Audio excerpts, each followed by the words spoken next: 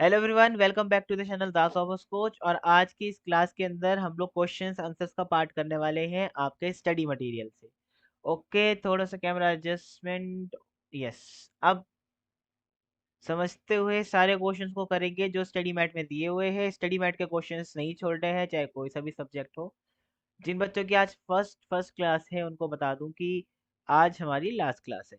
ठीक है, ये लास्ट क्लास है और इस लास्ट क्लास के अंदर हम लोग क्वेश्चंस करने वाले हैं। ठीक है, वो क्वेश्चंस जो हमारे सीएमए इंस्टीट्यूट ने हमें प्रोवाइड कराए हैं अपने स्टडी मैट में। ठीक है, तो आज की हमारी क्लास लास्ट है जिसमें हम लोग क्वेश्चन आंसर्स करेंगे। स्टडी मैट के सारे क्वेश्चन हम लोग कवर करेंगे जितने भी एमसीक्यू इसमें दिए हुए हैं। ठीक है, स्टार्ट करते हैं with question number one. Question number one क्या कहता है? ये थ्योरेटिकल क्वेश्चन है, पहले समझ लो। थ्योरेटिकल क्वेश्चन हेडिंग दी हुई है स्टडी मैट में, और ये आपका पेज नंबर है 213। 213 पेज नंबर है। ठीक है, और एडिशन जो है इसका, एडिशन आपका है ये अगस्त का एडिशन है, फर्स्ट एडिशन है। तो जिन बच्चों के पास ये किताब है बहुत अच्छा। जिनके पास न्यू ईयर एडिशन है, ओल्ड एडिशन तो इसका कोई सा है ही नहीं, तो वो लोग मेरे साथ साथ चले। और अगर न्यू एडिशन भी आएगा तो उसके अंदर ज़्यादा मतलब हमारे पेजेस का डिफरेंस नहीं रहेगा।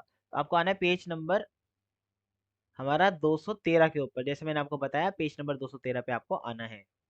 ठीक है, तो इस पेज के ऊपर क्वेश्चन आंसर दिए हुए हैं। क्वेश्चन आंसर यहाँ से स्टार्ट है। इसके अंदर मतलब मिक्सचर क्वेश्चंस हैं। इसमें कौन कौन से क्वेश्चन है? अकाउंटिंग फॉर स्पेशल ट्रांजैक्शन के सारे क्वेश्चन हैं। तो आपको पता है अकाउंटिंग फॉर स्पेशल ट्रांजैक्शन हमारे मॉड्यूल का नाम है, अकाउंटिंग फॉर स्पेशल ट्रांजैक्शन। इसके अंदर अपने पास कितने चैप्टर है? Bill of exchange, joint venture और कंसाइनमेंट। तीन चैप्टर है, इन तीनों से मिलके ये बनता है। तो इन तीनों के क्वेश्चन इस वाले पर्टिकुलर क्वेश्चन आंसर बुकलेट में दिए हुए हैं 213 पेज नंबर पे। बट शुरुआत से जो क्वेश्चन हैं वो कंसाइनमेंट के हैं, अप टू 15 तक मैंने देखे हैं, तो 15 तक तो कंसाइनमेंट के पूरे पूरे क्वेश्चन है। उसके बाद हम लोग 20 से छाट के निकालेंगे जो कंसाइनमेंट के होंगे, सिर्फ उनको सॉल्व करेंगे। ठीक है, जैसे जॉइंट वेंचर का क्वेश्चन है, 17वां जॉइंट वेंचर का क्वेश्चन है, तो इसको अभी हम नहीं करेंगे। जब मैं आपको जॉइंट वेंचर करा दूंगा जब करेंगे। चलो, अभी के लिए क्वेश्चन नंबर वन से शुरुआत करते हैं। और क्वेश्चन नंबर वन के साथ शुरुआत करते करते हम लोग आगे बढ़ेंगे। और ये 15 क्वेश्चन जो है इसे सॉल्व करेंगे पहले तो। देखो, मल्टीपल चॉइस क्वेश्चन, पहला थ्योरेटिकल क्वेश्चन है, थ्योरेटिकल क्वेश्चन है। इसमें पूछा हुआ है which of these are recurring indirect expense. अब एक बात समझ लो, जो भी खर्चे होते हैं कंजाइनी के, वो दो पार्ट में बांटे जाते हैं। एक रिकरिंग, ये मैंने आपको बताया था, और एक हमारे नॉन रिकरिंग खर्चे होते हैं। दो तरीके के खर्चे होते हैं, recurring and non recurring. Recurring खर्चे जो बार बार होते हैं, ठीक है, रिकरिंग खर्चे जो बार बार होते हैं। अब आपको एक बात समझनी है, रिकरिंग और नॉन रिकरिंग समझने के बाद आपको ये भी समझना है कि इनमें से कौन से खर्चे जो है वो हमारे गुड्स की वैल्यूएशन के समय पे हम लोग कंसिडर करते हैं या नहीं करते हैं बेसिकली।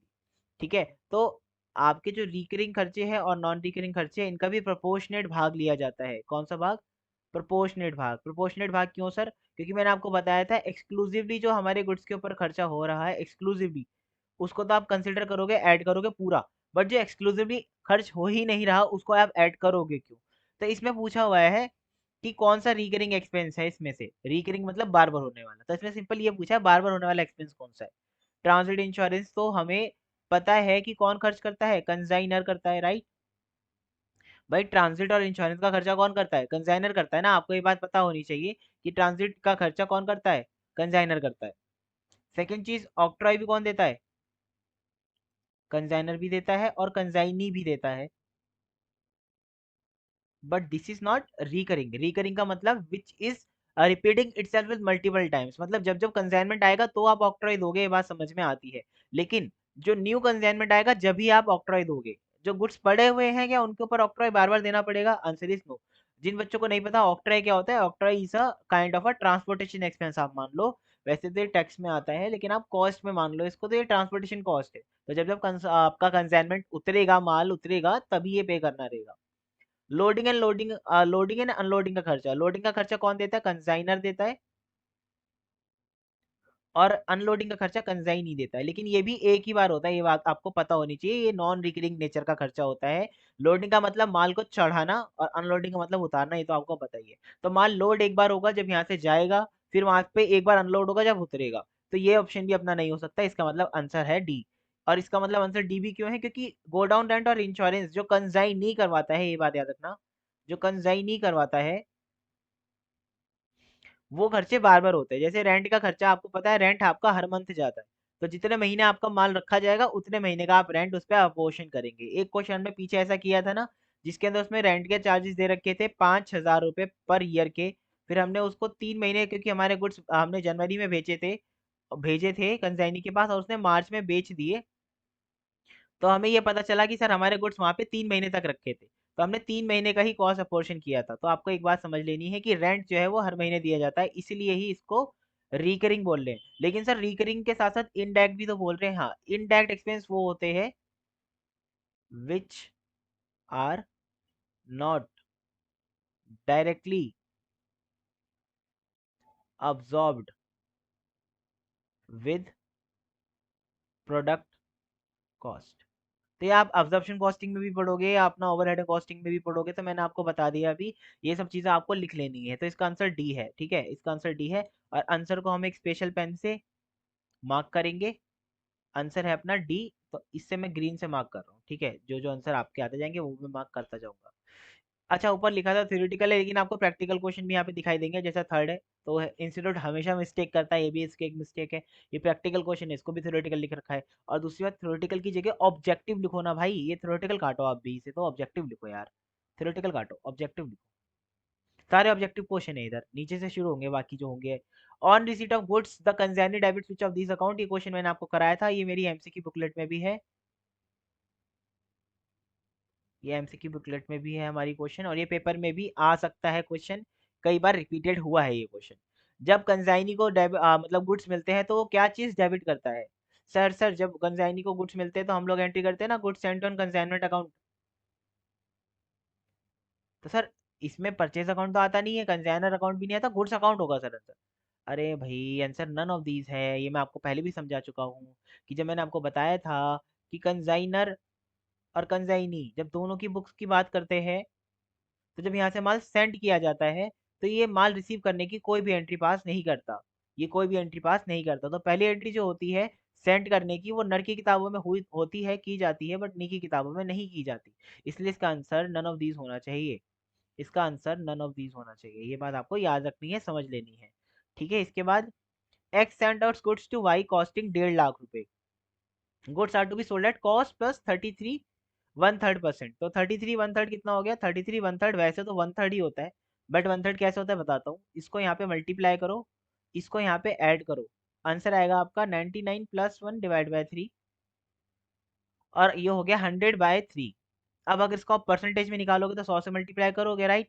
तो ये हो गया 100/300, जीरो से जीरो गई, और तो ये हो गया 1/3। तो 33 सही 1/3 को हम लोग बोलते हैं 1/3, ठीक है, फ्रैक्शन में। तो ये बात आपको पूरी क्लियर रही। अब मैं इरेज कर देता हूँ इसको।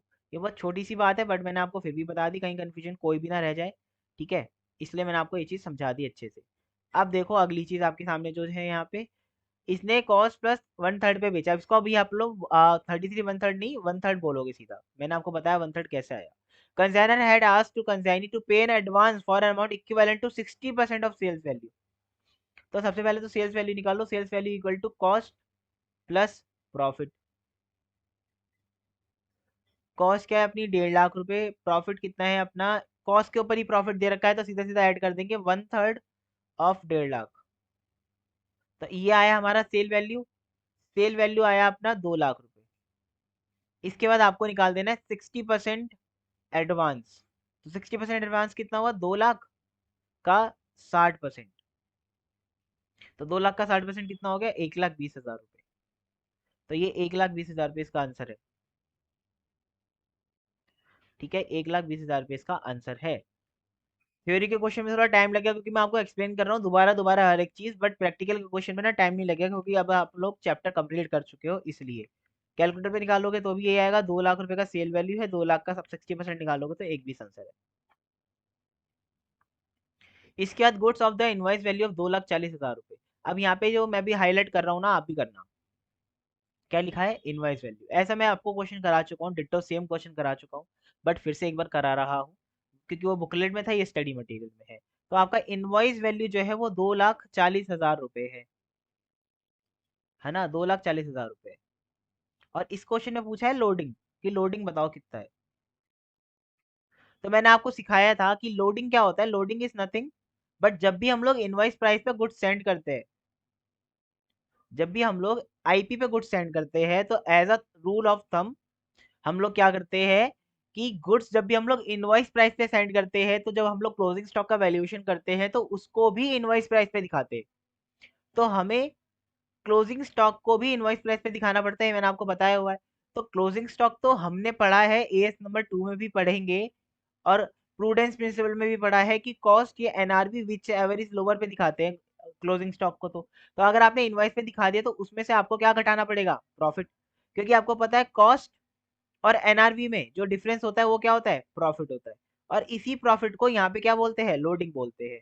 तो कॉस्ट और एनआरवी का डिफरेंस निकालना है बेसिकली। एनआरवी मतलब इनवॉइस प्राइस। तो loading equal to cost price minus invoice price. ये तो हो गया आपका कॉन्सेप्ट। अब आप एक चीज और कर सकते हो कि इनवॉइस प्राइस के अंदर ऐसा क्या चीज है जो जुड़ा हुआ है? प्रॉफिट जुड़ा हुआ है, तो आप प्रॉफिट को बाहर निकालो तो कॉस्ट बचेगा।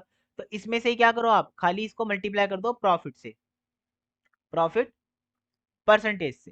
तो अगर 2,40,000 रुपए है आईपी और उसके बाद प्रॉफिट परसेंटेज कितना है? 20% ऑन कॉस्ट है। 20% ऑन कॉस्ट है तो मैंने आपको कन्वर्जन टेबल में बताया था कि अगर 20% ऑन कॉस्ट है तो ये सेल्स के ऊपर कितना होगा? नीचे एक ऐड कर दो तो 1/6 होगा, राइट? ये मैंने आपको समझाया था ना। और मैंने आपको ये भी समझाया था कि 20% इस पे है तो इसके ऊपर 16.66% किस तरह आएगा, ये कैसे कैलकुलेट करते हैं, ये भी मैं आपको बता चुका हूँ। फिर भी आप एक बार सीख लो, दोबारा से सीख लो, है ना। एक बार दोबारा सीख लो। देखो, ये तो हो गया रेक्टिफिकेशन वाला काम, ये कि सर 1/5 इसके ऊपर फ्रैक्शन में है, 20% 1/5 होता है, सभी को पता है। 20/100, 20 × 20, 20 × 100। ठीक है, तो 1/5 अगर फ्रैक्शन में है तो अगर मैं उसको यहाँ पे +1 कर दूंगा तो मेरा सेल पे आ जाएगा 1/6। बट इसे निकालते कैसे ये भी मैं आपको बता रहा हूँ, 2 मिनट लगेंगे, समझ लो दोबारा से। अगर मैं कॉस्ट जिसके ऊपर प्रॉफिट दिया है उसको 100 मानूंगा, प्रॉफिट के ऊपर प्रॉफिट किसके ऊपर दिया है? कॉस्ट के ऊपर। तो कॉस्ट को 100 माना, +20 इक्वल टू सेल्स। यही फॉर्मूला होता है, cost plus profit equal to sales. तो अब ये 20 रुपए का जो प्रॉफिट है, ये 100 का कितना परसेंट है सर? 20%। अब यही 20%, 20 रुपए 120 का कितना परसेंट है, ये निकाल लो बस। तो ये आ जाएगा आपका 16.66%, जिसको हम लोग 1/6 भी बोल सकते हैं। आप समझे, ये इस तरह से कैलकुलेट होगा। तो ये एक बार 1/6 हो गया। ठीक है, अब इसके बाद आपको क्या करना है? अब ये इनवॉइस प्राइस पे कितना प्रॉफिट है? 1/6। तो इसका सीधा सीधा 1/6 निकाल दो, 40,000 रुपए आंसर आएगा। आंसर है अपना 40,000। सर 1/6 मैंने निकाला मतलब प्रॉफिट मैंने निकाल दिया, तो अगर मैंने प्रॉफिट अलग कर दिया तो इसकी कॉस्ट कितनी हो गई? 2 लाख रुपए हो गई। कितनी हो गई? 2 लाख रुपए। 40,000 का इसमें प्रॉफिट जुड़ा हुआ है ना, इसलिए। तो 40,000 रुपए का लोडिंग दिखाएंगे आप। Goods sent on consignment account is of the nature. अब पूछा हुआ है गुड्स सेंट जो आपने कंसाइनमेंट के ऊपर करे हैं उसका नेचर क्या होता है? सर ये मैंने आपके साथ में डिस्कस किया हुआ है ऑलरेडी कि गुड्स सेंट ऑन कंसाइनमेंट एक टेम्परेरी अकाउंट होता है, और उस टेम्परेरी अकाउंट को हम लोग सिर्फ इसलिए बनाते हैं ताकि हम जो गुड्स भेज रहे हैं उसको रिकॉर्ड कर सके। तो इसलिए इसमें खाली क्या होता है? ये असेट होती है। असेट कौन सी? स्टॉक। और आपको पता है जो भी असेट का अकाउंट होता है उसको रियल अकाउंट बोलते हैं, जो भी किसी पर्सन का अकाउंट होता है उसको पर्सनल बोलते हैं, और जो भी प्रॉफिट या लॉस रिलेटेड होता है उसको नॉमिनल बोलते हैं। तो ये बातें आपको पता होंगी, बेसिक है बहुत, तो इसलिए इसका आंसर रियल है। ठीक है सर, इसके बाद आ जाओ आंसर नंबर, क्वेश्चन नंबर 6 के ऊपर। Out of the given option which can not be treated as a part of cost of purchase. Purchase कौन करता है? कंसाइनर करता है परचेज, माल को, राइट। अब इस परचेज के ऊपर कौन से आप खर्चे जोड़ते हो? आपको याद होगा, फ्रेट जोड़ते हैं सर, इंश्योरेंस जोड़ते हैं सर, और उसकी परचेज की कॉस्ट जोड़ते हैं सर। ये सब चीज़ तो हम लोग नॉर्मली जोड़ते हैं। अब इनमें से कौन सा हम लोग नहीं कंसिडर करेंगे कॉस्ट ऑफ परचेज में? For valuing cost, valuing stock, जब हम क्लोजिंग स्टॉक निकालते हैं तो कॉस्ट ऑफ परचेज लेते हैं ना कंसाइनर की। मैंने आपको सिखाया था कि कंसाइनर के हाथ में कितना खर्चा हुआ है वो आपको पर यूनिट निकालना है, राइट? बहुत सारे क्वेश्चन में मैंने सिखाया है। तो यही बोल रहा है कि कौन सी कॉस्ट आपको नहीं लेनी है, which can not be treated as a part, can not be treated, ठीक है। पैकिंग, ऑक्ट्रॉय या फ्रेट या डिलीवरी चार्ज। तो आपको एक बात समझनी है, आपने पैकिंग जानते हो यार, पैक करे बिना माल जाएगा नहीं, तो वो कॉस्ट में जोड़ा जाता है। ऑक्ट्रॉय भी को जोड़ा जाता है, डिलीवरी चार्ज नहीं जोड़ा जाता। और ये आपने जनरली देखा भी नहीं होगा किसी क्वेश्चन में, इसलिए हम लोग डिलीवरी चार्ज को नहीं कंसिडर करेंगे। तो डिलीवरी चार्ज ही इसका सोल्यूशन है। क्या यहाँ तक क्लियर हुआ आपको या नहीं हुआ, मुझे इतना बताओ पहले, फिर मैं आगे बढ़ूँ। हाँ सर क्लियर है, क्लियर है, क्लियर है। अब क्वेश्चन नंबर 7 देखो, बहुत कामली, बहुत ही स्लोली स्लोली सारे क्वेश्चन करा दूंगा, टेंशन नहीं लेनी है बस। X sends out 10 bags to Y costing 1000 each. 60 bag were sold at 10% above cost price, sale value पूछिए, तो सेल वैल्यू कैसे निकलेगी? कॉस्ट का 110% निकाल दो बस। सर 110 कैसे है? 100% तो वैसी कॉस्ट होती है, 10% प्रॉफिट पे बेचना, तो 110% निकाल दो। कॉस्ट कितनी है? 1000 है, 110% निकाल दो उसका, तो कितना हो गया? 1100 रुपये। तो 1100 का एक बैग बेचा, तो आपने 60 बैग कितने के बेचे? 66,000 रुपये के बेचे। तो आंसर हो गया आपका 66,000। The consignment accounting is made on the following basis, ये हमने डिस्कस किया था कि कंसाइनमेंट अकाउंट क्या होता है। मैंने आपको सिखाया था कि जब माल यहाँ से गया ट्रक के अंदर लद के, ट्रक के अंदर लद के कंसाइनर ने कंसाइनी को माल भेजा, ठीक है, इसके पास गया माल। अब क्या जब हमने माल भेजा, ये क्वेश्चन मैंने आपसे जब भी पूछा था कि रिवेन्यू कब रिकॉग्नाइज करे, भाई मेरा 1 लाख रुपए का माल था, ठीक है, 1 लाख रुपए का माल था, तो मैं आपसे ये पूछ रहा हूँ कि जो मेरा 1 लाख रुपए का माल है, ये मैंने अभी अभी कंसाइनर पे सेंड कर दिया, it is a सेंडेड on consignment. तो मैं आपसे ये पूछ रहा हूँ, इस 1 लाख रुपए को मैं रिकॉग्नाइज कब करूँ? ये एस नंबर आप रेवेन्यू रिकॉग्निशन में भी सीखेंगे। अभी भी बताओ मुझे अपनी जनरल अंडरस्टैंडिंग की, सर मैंने अभी माल भेजा है, क्या मैं उसको सेल मान लूं? Answer is no. अभी आप इसको सेल नहीं मान सकते। सेल कब मानोगे? जब ये माल एक्चुअली में सेल हो जाएगा, जब तो मानोगे। क्या केवल माल भेजने से मैं मान लूं सेल हो गया? Answer is no. तो इसलिए इसको बोलते हैं एक्रुअल बेसिस, ना कि रियलाइजेशन, ना ही कैश, ना ही ऑल अबव। इसलिए इसका आंसर होगा एक्रुअल बेसिस। कंसाइनमेंट हमेशा एक्रुअल बेसिस पे बनाया जाता है। और ऑल ऑफ द अबव तो बच्चों का फेवरेट ऑप्शन होता है, जब भी देखते हैं वो उसी को टेप मारते हैं, जबकि ये चीज गलत है। और डिटेल में समझने के लिए इस क्वेश्चन को प्रीवियस सेशन देखें, प्रीवियस सेशन में बहुत अच्छे से समझाया है, इसलिए मैं यहाँ पे टाइम ज्यादा वेस्ट नहीं कर रहा हूँ इसके ऊपर। प्रीवियस सेशन जरूर देखें, सारी की सारी क्लासेस देखें, जब क्वेश्चन करेंगे तो और अच्छे से समझ में आएगा। Which of the following term is true about consignment, ये क्वेश्चन भी हमने किया है। Sale of goods, habitation of goods, shipment of good, mortgage of good. तो आपको पता है इसके अंदर जो टर्म्स है जो आपको फेमिलियर नहीं दिख रही हैं, वो कौन कौन सी हैं? Sir sale of goods familiar है, बट कंसाइनमेंट के लिए क्या ये हमारा ट्रू है? Answer is no. हाइपोथेकेशन तो हायर परचेज में आता है, मैंने आपको बताया था, मॉर्टगेज भी हायर परचेज में आता है, तो इसलिए इसका आंसर है shipment of goods. Which of these accounts are not open in the books of consignor, consignor की किताबों में कौन कौन से अकाउंट ओपन होते हैं, पहले तो मुझे ये बताओ। सर कंसाइनमेंट अकाउंट ओपन होता है एक तो, कंसाइनी अकाउंट ओपन होता है, right sir, good Saint on account open होता है, अब नॉर्मल लॉस अकाउंट ओपन होता है, स्टॉक अकाउंट ओपन होता है, बहुत सारे अकाउंट ओपन होते हैं। अब इनमें से कौन कौन से नहीं होते हैं देखो, consignment account, commission account, good Saint on consignment account, consignee personal account. तो आपको ये तीनों ऑप्शन तो बहुत ज्यादा फैमिलियर दिखाई दे रहे होंगे, लेकिन ये जो ऑप्शन नंबर बी है कमीशन अकाउंट, क्या ये हम लोगों को बनाने की जरूरत है? Answer is no. मैंने यहाँ पे भी नहीं लिखा ये, क्योंकि कमीशन किससे रिलेटेड होती है? कंसाइनी से रिलेटेड होती है। कंजाइनी बनाएगा फिर हम क्यों बनाएंगे? तो इस यहाँ पे पूछा है कंजाइनर के बारे में, तो कंजाइनर के बारे में पूछा है, तो वो कमीशन अकाउंट कभी नहीं बनाएगा, इसलिए इसका आंसर बी हो जाएगा। For closing stock held by consignee, consignee के पास जो क्लोजिंग स्टॉक है, विच मस्ट बी डेबिटेड। अब उसको क्लोजिंग स्टॉक की एंट्री करनी है, किसको? कंजाइनी को।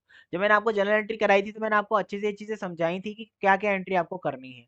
तो यहाँ पे कंजाइनमेंट स्टॉक से एंट्री वो करेगा, ये बात आपको याद होगी, मैंने जनरल एंट्री में बहुत अच्छे से आपको ये समझाया था। लेकिन यहाँ पे बाकी ऑप्शन क्यों नहीं हो सकते, ये भी समझ लो। सर सेल्स अकाउंट नहीं हो सकता, क्लोजिंग स्टॉक की एंट्री में कभी सेल्स तो आएगा नहीं, कंजाइनी अकाउंट अपना नाम तो डालेगा नहीं दोबारा से, कंजाइनमेंट अकाउंट से एंट्री कंजाइनी करता नहीं है, तो ये तीनों ऑप्शन नहीं है, आंसर नंबर ए बिल्कुल ठीक है। X of Kanpur sends out, x है कोई कानपुर का, उसने भेजे कितने? 1000 बक्से भेजे, 200 रुपए का एक है, इनवाइस प्राइस 220 है इसका, तो इनवाइस 220 बोला है बेचने के लिए। Each goods sent on consignment to be credited in general trading, general trading का मतलब क्या है? यहाँ पे जनरल ट्रेडिंग में आपने जो गुड्स भेजे हैं वो कितने क्रेडिट करोगे, आप ये बता दो बस। तो आप मुझे बताओ ट्रेडिंग अकाउंट में आप किस पे रिकॉर्ड करते हो, कॉस्ट पे या एनआरवी पे, मतलब इनवाइस प्राइस पे? सर बताओ। सर ट्रेडिंग में हमेशा हम लोग चीज़ें जो रिकॉर्ड करेंगे वो हमेशा कॉस्ट पे करेंगे, इसलिए आपने जो माल 200 रुपये का माल बेचा है वही रिकॉर्ड होगा, 220 वाला रिकॉर्ड नहीं करेंगे। ठीक है, तो इसका आंसर आपका होगा 2 लाख रुपए, क्योंकि जनरल ट्रेडिंग की बात करी गई है। अब कोई बच्चा ये कह के मत लड़ने लग जाना मेरे से, सर हम तो गुड्स एंड कंसाइनमेंट अगर आईपी पे भेजे हैं तो आईपी पे ही दिखाते हैं, तो मेरे भाई वो दिखाते हो आप कंसाइनमेंट अकाउंट में।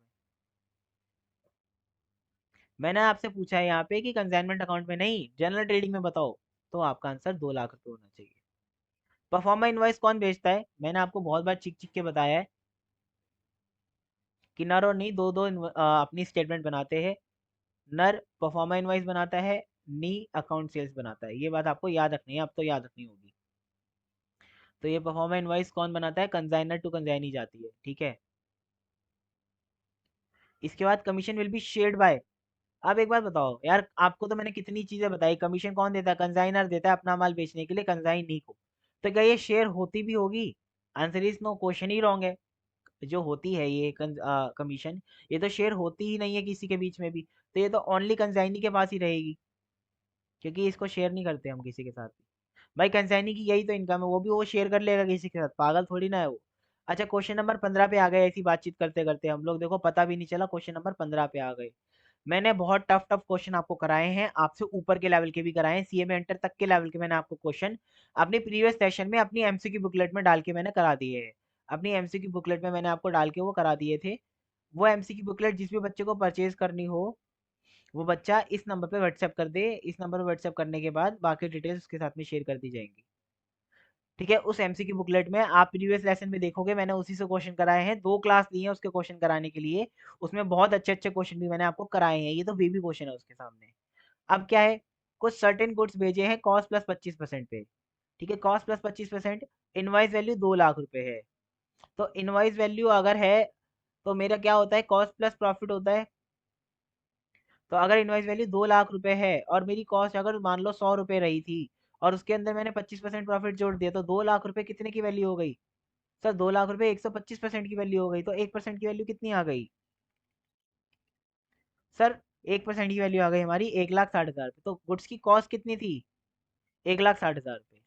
ठीक है, इसके बाद 4/5 of the goods were sold by consignee at 1,76,000, commission 2% up to invoice value, 10% surplus के ऊपर। तो हमें कॉस्ट निकालने की जरूरत वहां पे थी नहीं, बट मैंने आपको फिर भी सिखा दी कि कॉस्ट कैसे निकालते हैं।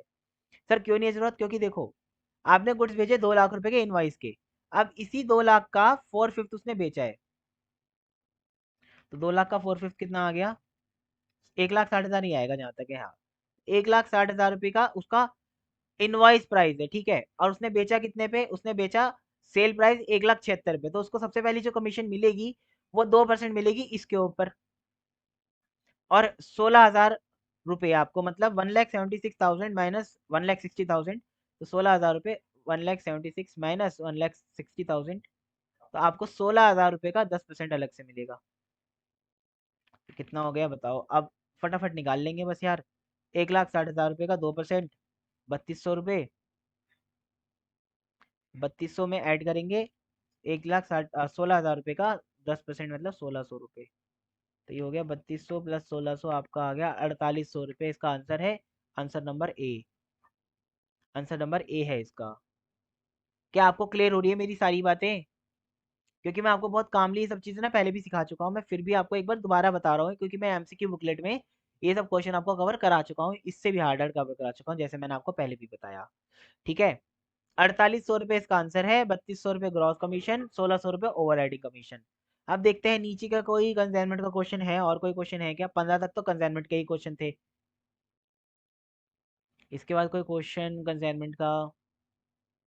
अब जॉइंट वेंचर के क्वेश्चन है इसके बाद।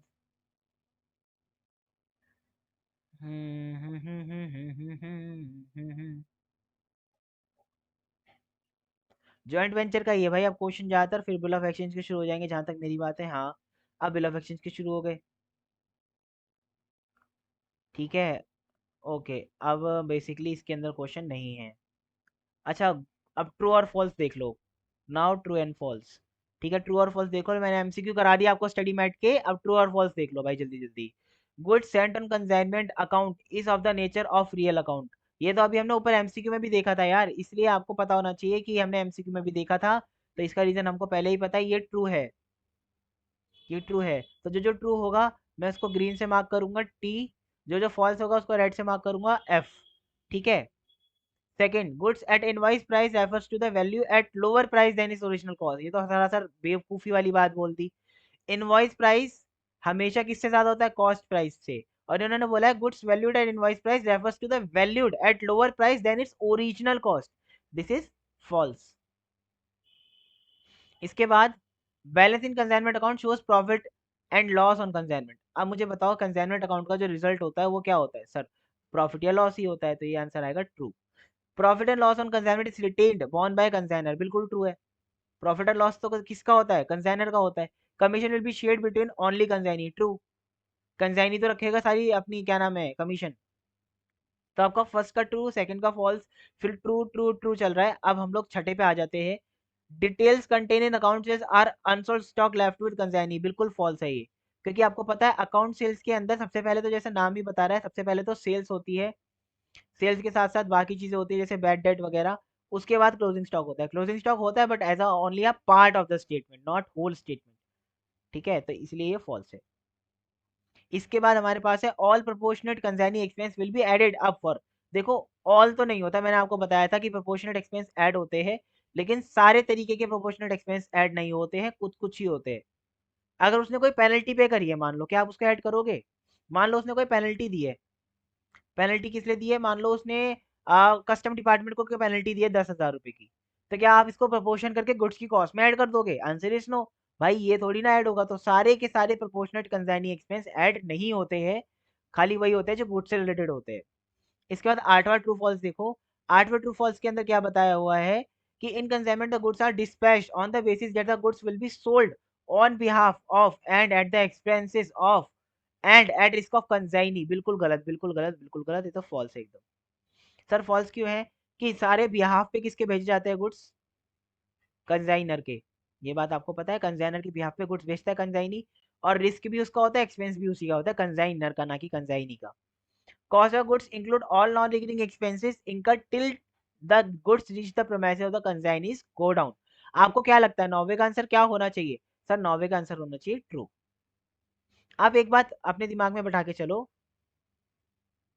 आप अपने दिमाग में एक बात बैठा के चलो कि जो कंसाइनर होता है ना, कंसाइनर के जितने भी खर्चे होते हैं ऑल एक्सपेंसेस आर एडेड।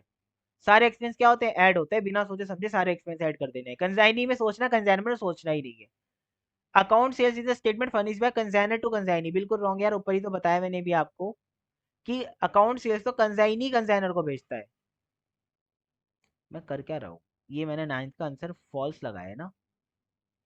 एक तो मैं जोश जोश में आपको पढ़ाते पढ़ाते ना आंसर ही गलत लगा देता हूँ। मैं ट्रू रहा हूँ, लगाया मैंने फॉल्स है, ये ट्रू होगा, ये फॉल्स है। एक्सपेंसेस इनकर्ड बाय को वेंचर डेबिटेड, ये तो अपन को करना नहीं है क्योंकि अभी अपन लोगों ने किया नहीं है। तो 10 तक ही हैं जो क्वेश्चन है, मतलब 30 क्वेश्चन है इसमें, तो 10-10 क्वेश्चन हर एक चैप्टर से है, इंस्टीट्यूट बहुत चालू है। तो यहाँ पे 45 क्वेश्चन है, तो हाँ मुझे ब्रेकअप पता चल गया, मैं अभी आपको बता देता हूँ देखो। 15 फर्स्ट क्वेश्चन नंबर 1 से लेके 15 तक कंसाइनमेंट का क्वेश्चन है, जो हमने कर लिए एमसीक्यू।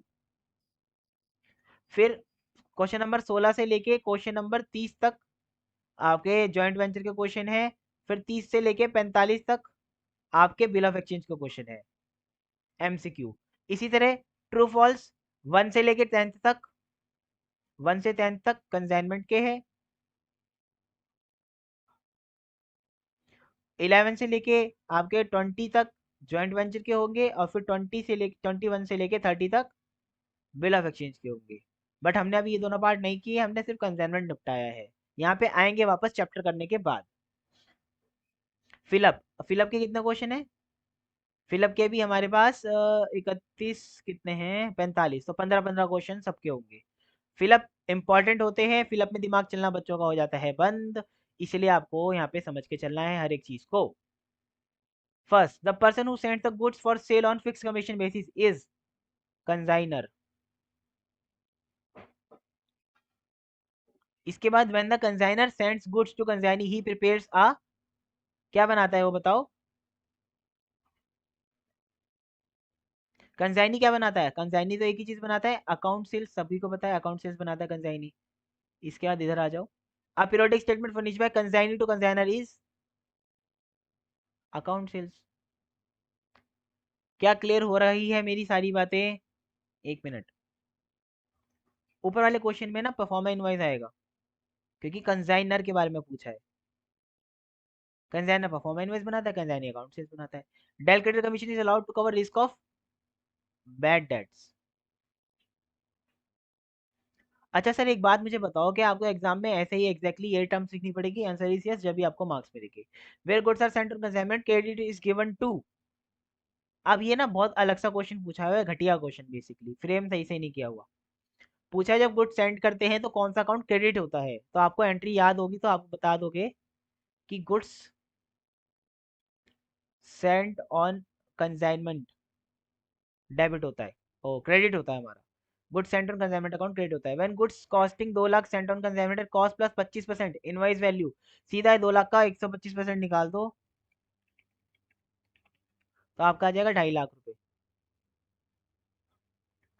2.5 लाख रुपए, स्क्रीन के एंड तक पहुंच गए हम। 2.5 लाख रुपए मुंह से बोल रहा हूँ, कंफ्यूज मत होना। स्टॉक स्टॉक रिजर्व, मैंने आपको बताया था कि लोडिंग कैंसिल करनी रहती है।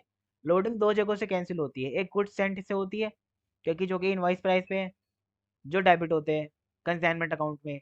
और लोडिंग कैंसिल होती है क्लोजिंग स्टॉक से, जो कि आईपी पे है और क्रेडिट है। तो इसको जो लोडिंग होती है, इसकी लोडिंग जो होती है उसको कैंसिल करने के लिए डेबिट करते हैं, इसकी जो लोडिंग होती है उसको क्रेडिट करते हैं। तो ये जो क्लोजिंग स्टॉक वाली लोडिंग होती है इसको स्टॉक रिजर्व भी बोलते हैं। तो stock reserve is credited to adjust, क्या एडजस्ट करने के लिए बनाया जाता है या क्या एडजस्ट करने के लिए इसको किया जाता है, इसको आप लोडिंग बोल सकते हो, लोडिंग ऑन सीएस, या वैल्यूएशन ऑफ क्लोजिंग स्टॉक, कुछ भी बोल सकते हो। बुक में जो आंसर दिया होगा वो भी आप देख लेना एक बारी। बट लोडिंग और क्लोजिंग स्टॉक भी इसका आंसर ठीक है, वैल्यूएशन ऑफ क्लोजिंग स्टॉक भी इसका आंसर एकदम ठीक है। Goods of the invoice value 1,20,000 sent on consignment at 20% profit on cost. अब यहाँ पे दे रखा है इनवाइस वैल्यू और आगे प्रॉफिट दे रखा है कॉस्ट के ऊपर, लोडिंग अमाउंट पूछा हुआ है, तो लोडिंग के देख लो क्वेश्चन कितने इंपॉर्टेंट है। तो अगर उसका इनवाइस वैल्यू 1,20 है, तो हम लोग जो मल्टीप्लाई करेंगे प्रॉफिट परसेंटेज से वो भी इनवाइस पे होना चाहिए। अगर कॉस्ट पे 1/5 है तो इनवाइस पे 1/6 होगा, तो मतलब 1,20,000 का 1/6 मतलब 20,000 रुपये। तो इसका आंसर 20,000 रुपये आएगा 8वें का। ठीक है, फिलअप के नाम पे भी न्यूमेरिकल क्वेश्चन पूछ रहे हैं, बताओ। Extra commission given to the consignee for making him responsible for bad debt, this extra commission is known as del creditor commission. Balance in consignment account shows, consignment account का balance क्या show करता है, मुझे ये बताओगे? Sir profit या loss on consignment, simple बात है।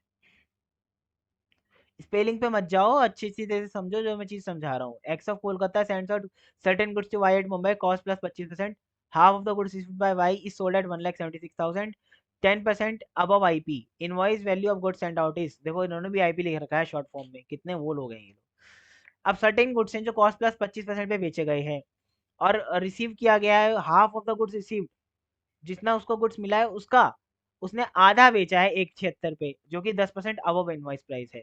इस क्वेश्चन को समझने में ना थोड़ा दिमाग लगाना, ये थोड़ा अच्छा क्वेश्चन है, तो मैं ऊपर समझा रहा हूँ इसको, ठीक है। ये अच्छा क्वेश्चन क्यों है वो मैं बताता हूँ आपको थोड़ी देर में, बट आपको इसको समझना है पहले, क्योंकि थोड़ा ना टफ क्वेश्चन भी आप इसको बोल सकते हो एक तरीके से, ये है आपके लिए लेवल अप है ये एक।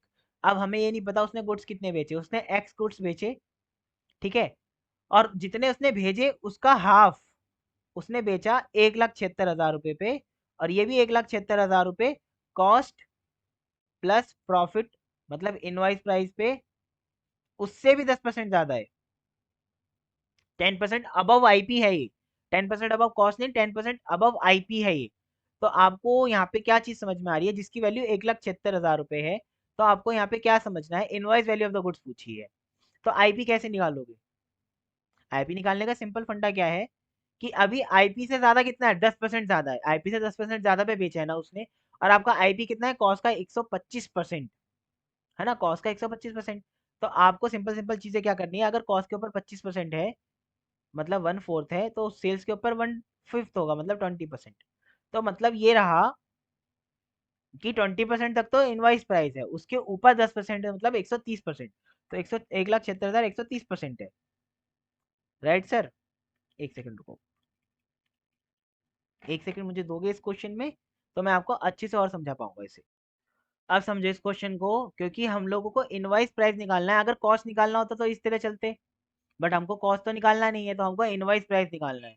इनवाइस प्राइस में कितना जुड़ा? खाली 10%। तो मतलब 1,76,000 रुपये जो है, 1,76,000 रुपये जो है, मैं यहीं पे लिख देता हूँ, ये रहा। तो 1,76,000 पे कितना हो गया? इनवाइस प्राइस तक 100% था, उसके बाद 10% और जुड़ गया, तो मतलब 110% है। तो इनवाइस प्राइस 1,60,000 रुपये था। इनवाइस प्राइस, हमें कॉस्ट नहीं निकालना है, यहाँ पे इनवाइस प्राइस निकालना है। तो 1,60,000 रुपये इनवाइस प्राइस था हाफ गुड्स का। मैं मल्टीप्लाई बाय 2 करूंगा ताकि मैं टोटल वैल्यू निकाल सकूं गुड्स एंड की, 3,20,000 रुपये। यहाँ तक क्लियर है? आगे बढ़ते हैं क्वेश्चन नंबर 12 की ओर। X of Kolkata sends out 400 bag to Y, costing 200 each, consignor expense 2000, Y expenses non selling 2000, selling 1000। 300 bag were sold by Y, value of consignment stock पूछी है। अब देख लो स्टॉक कितना इंपॉर्टेंट है, मैंने आपको बताया था स्टॉक, कमीशन और प्रॉफिट, ये 3 टाइप के क्वेश्चन आपको अच्छे से करने हैं। यही क्वेश्चन आपके पेपर में पूछे जाते हैं। अब आपको मेरी बातों पर बिलीव हो भी रहा होगा। तो आपको यहाँ पे क्या करना है, 400 बैग बेचे हैं, तो आप यहाँ पे लिख लो, मैं यहीं पे कैलकुलेशन करा देता हूँ। 400 मल्टीप्लाई बाय 200, तो ये तो गुड सेंट हो गया आपका 80,000 रुपये। ठीक है।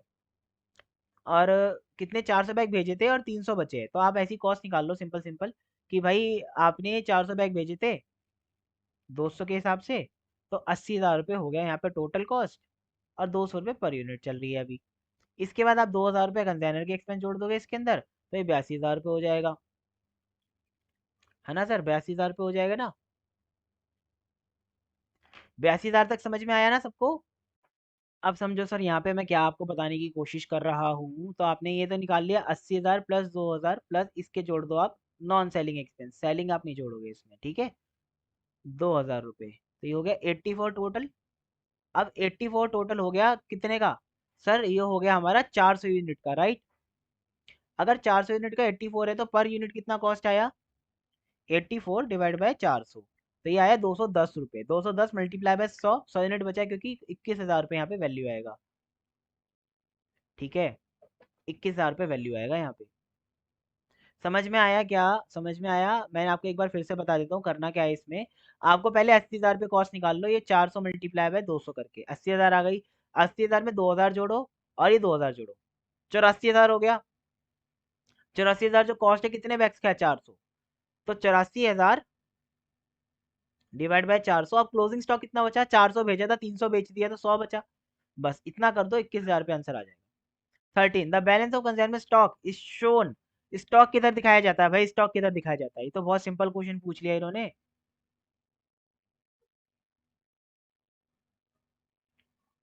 Consignment account is, consignment account कैसा होता है? नॉमिनल, क्योंकि इससे प्रॉफिट या लॉस निकाला जाता है। मैं आपको कई बार पहले भी समझा चुका हूँ, इसलिए मैं अब आपको ज़्यादा टाइम नहीं समझाऊंगा। Goods costing 1,80,000 sent out to consignee to show profit 20% on invoice price. Invoice price of the goods will be, cost के ऊपर अपना कॉस्ट दे रखा है 1,80,000 और इनवाइस प्राइस के ऊपर 20% है। तो अगर इनवाइस प्राइस के पास 1/5 है, तो कॉस्ट के ऊपर 1/4 हुआ, तो आपको 1,80,000 रुपये का 1/4 निकाल देना है, सिंपल। 45,000 रुपये का प्रॉफिट आपका आना चाहिए इसके अंदर, क्वेश्चन नंबर 15 के ऊपर। ठीक है, तो 80,000 प्लस 45,000, 2,25,000 रुपये। तो ये आएगा 1,80,000 का कॉस्ट प्लस 45,000 रुपये का प्रॉफिट, तो ये हो जाएगा 225। The account open in bank in joint name of, ये तो करना ही नहीं है, 15 तक ही करने हैं अपन को, ये बाद में करेंगे।